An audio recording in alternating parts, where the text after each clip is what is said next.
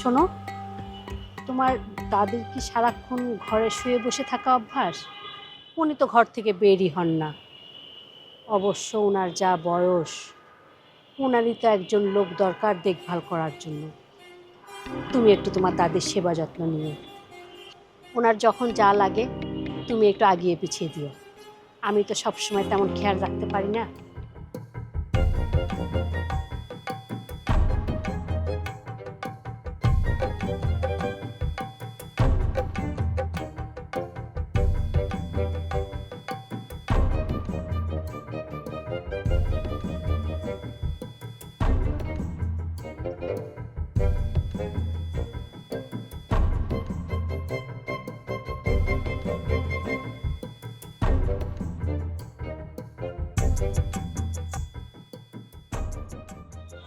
হৃদা, জি মামি।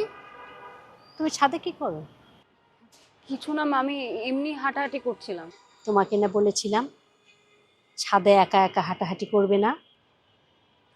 জি মামি, আমি ঘরে চলে যাচ্ছি। তোমাকে তো আমি ঘরে যেতে বলিনি। তোমাকে বলেছি ছাদে একা একা হাঁটাহাঁটি করবে না। এই যে আশেপাশের ছাদ থেকে না, এই যে খারাপ ছেলেপেলেরা মেয়েদেরকে দেখে পটানোর চেষ্টা করে। পটানো কি মামি? পটানো কি বোঝো না? পটানো মানে হচ্ছে তোমার বাবা যেমন তোমার মাকে অল্প বয়সে পটিয়ে ঘর থেকে বের করে বিয়ে করেছিল। কিন্তু মামি, আমার বাবা তো কোনো আজে বাজে ছিল না। বাবারা না কখনো আজে বাজে হয় না, আজে বাজে হয় ওই খারাপ ছেলেপেলেরা। আর আমি না তোমাকে সাবধান করার জন্য বলছি, যাতে তোমার কোনো ক্ষতি না হয়ে যায়। আমাকে সাবধান করার জন্য থ্যাংক ইউ মামি।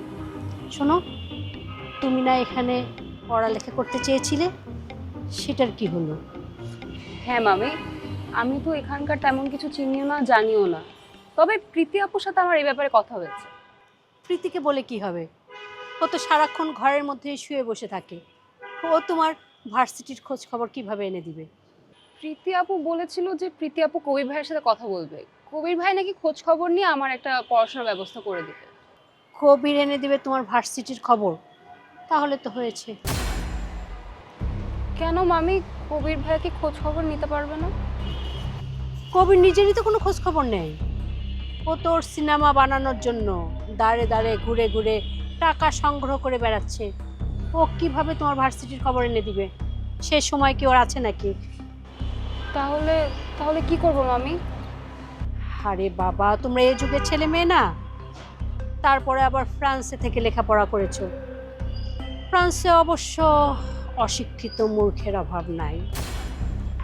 একটা ভার্সিটির খোঁজ খবর নিতে তোমাদের এত মানুষের কাছে ধর্ণা দিতে হয়? এই যে মোবাইলে গুগল মামাকে জিজ্ঞেস করলেই তো সেসব বলে দেয়। আরে লোকজন তো বলে গুগল মামা নাকি সব জানে। আমাদের সময় তো এসব ছিল না।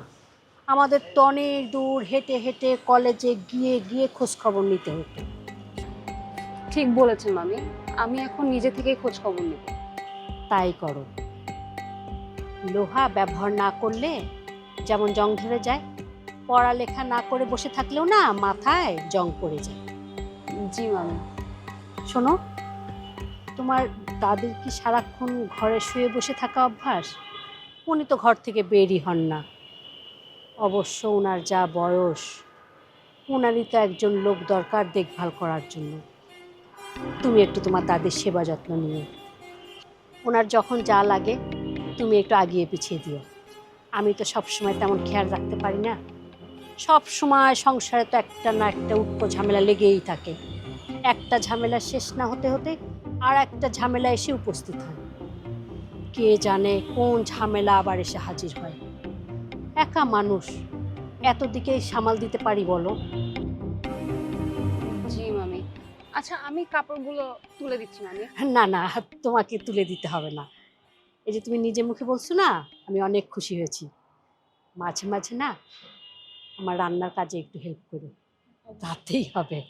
এখন তুমি ঘুরে বেড়াও, আমি তো আছি।